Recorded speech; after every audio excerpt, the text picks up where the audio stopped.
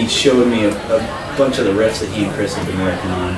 Pretty cool, clever, new stuff I hadn't heard before. So I play drums in the rock band, rock power trio, Piles. The idea for Piles, short, punchy, to the point. We sort of got to this point where we were capable of becoming the #1 band in the world, and we were getting really close, and all of a sudden we just kind of lost the momentum, and it was just like, you know what, we need to focus.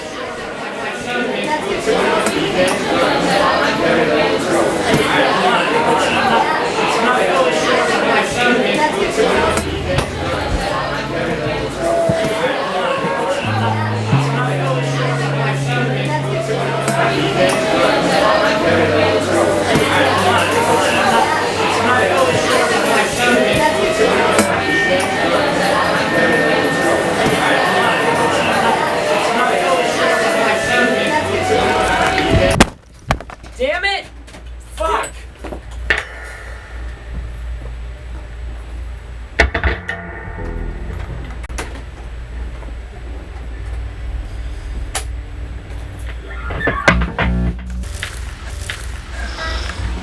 Turn it off! Off!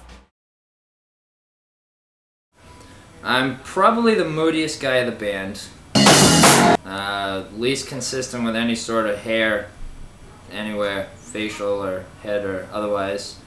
I tend to like to get undressed when we're playing. Which, I don't even know what the deal is with that. I'm sure it's some sort of childhood issue that I had that I've since repressed. But either way, naked drummer, bipolar. What else do I got going on? I don't really have that much to say, really.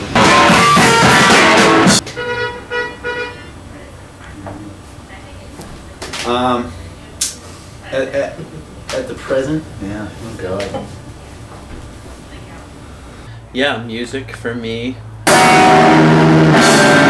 was pretty much whatever my cousin had showed me. So I started playing guitar when I was 13.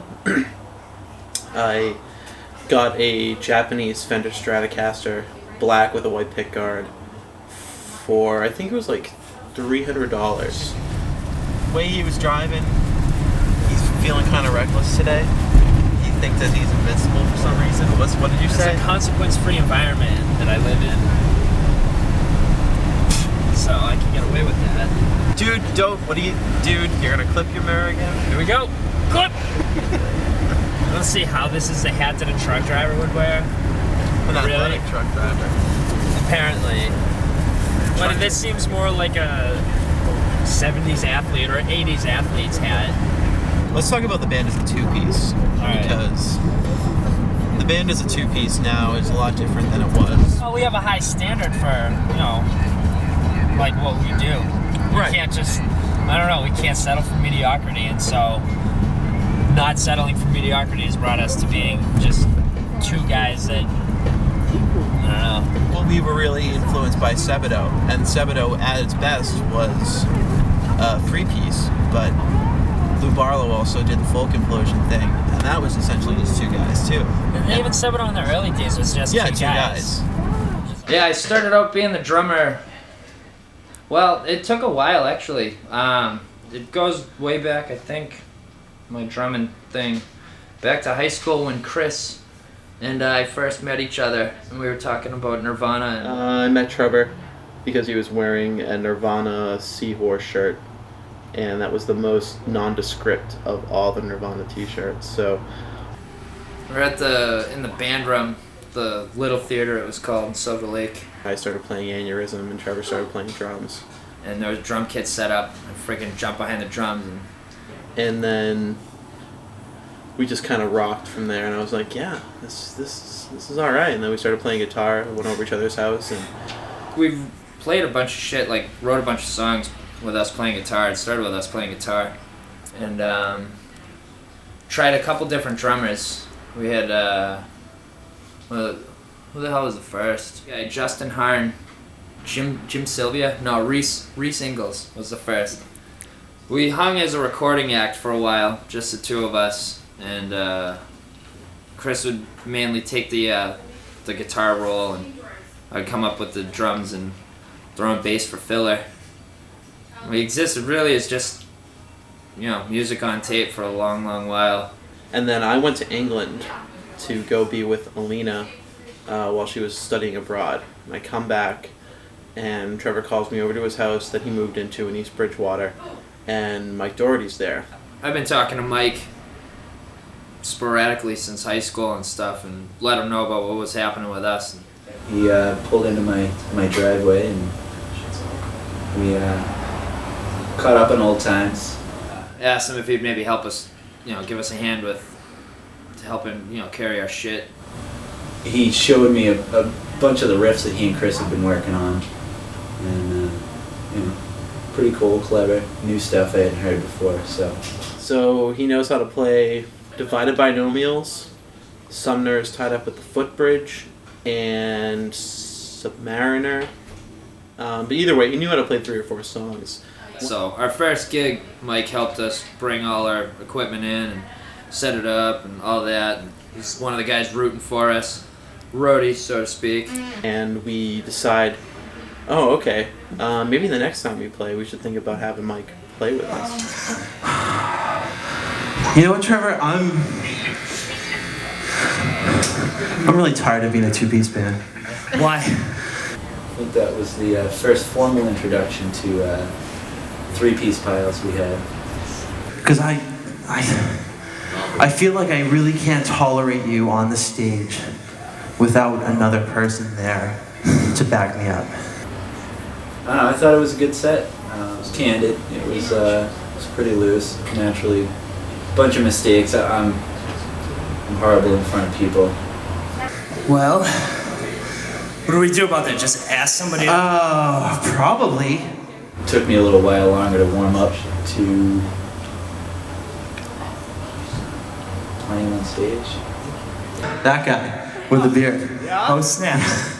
You like us, right? Yeah. You're wearing the t-shirt. Well, why don't you come up on stage?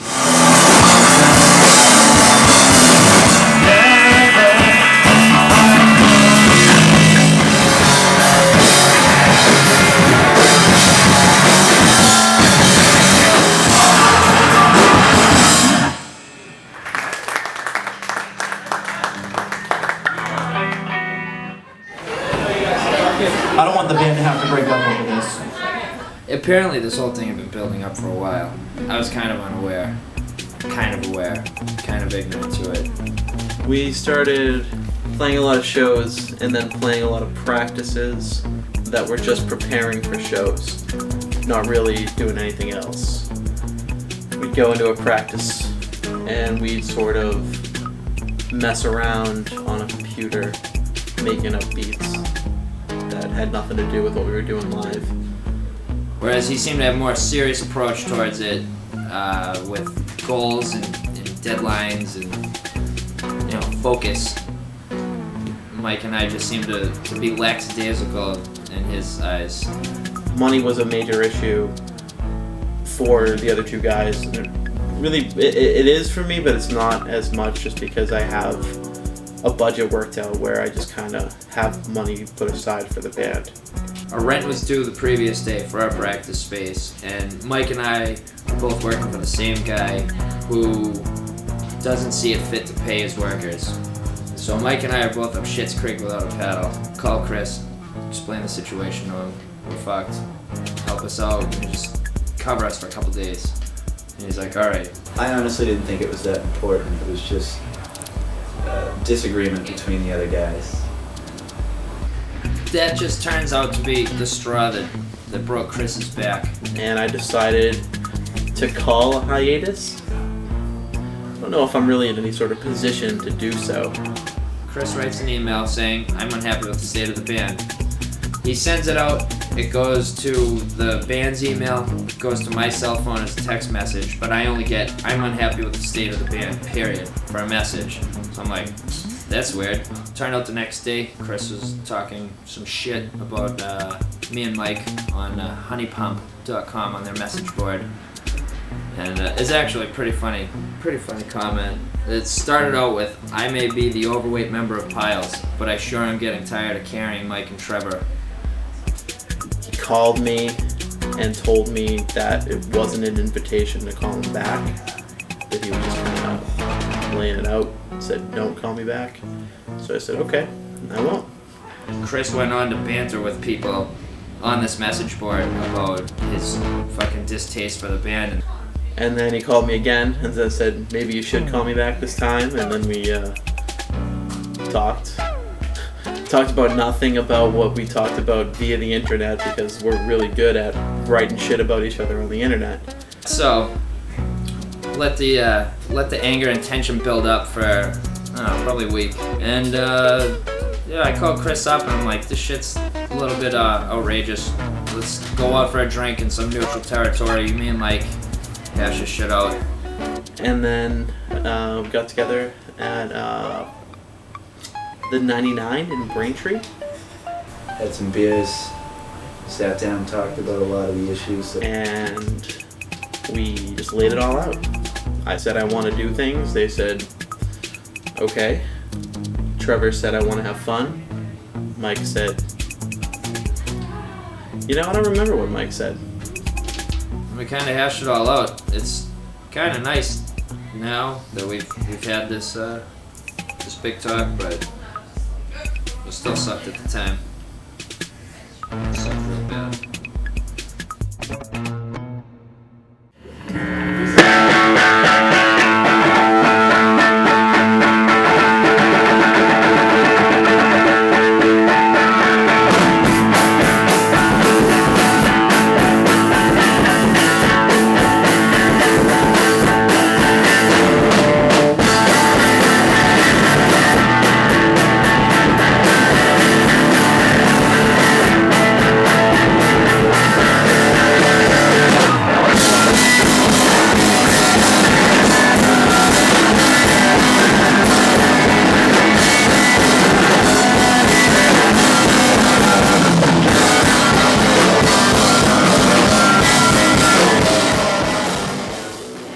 Well, we are looking to tour before the year's over.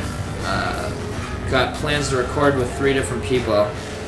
2 of the 3 people that want to record us will be voluntary. They just want to record Piles, so we're gonna try and get a record going, or at least have a fucking CD to send out to radio stations or labels or whatever, and take it as it comes. Play some more shows, have a good time. As far as what I know. Get drunk, strip down to my underwear, and play mediocre on the drums. Future holds many more shows, a lot more playing. I think a little bit more fights, a little bit more tension, anxiety, love, dreams, hope, drama, music, and albums, or not.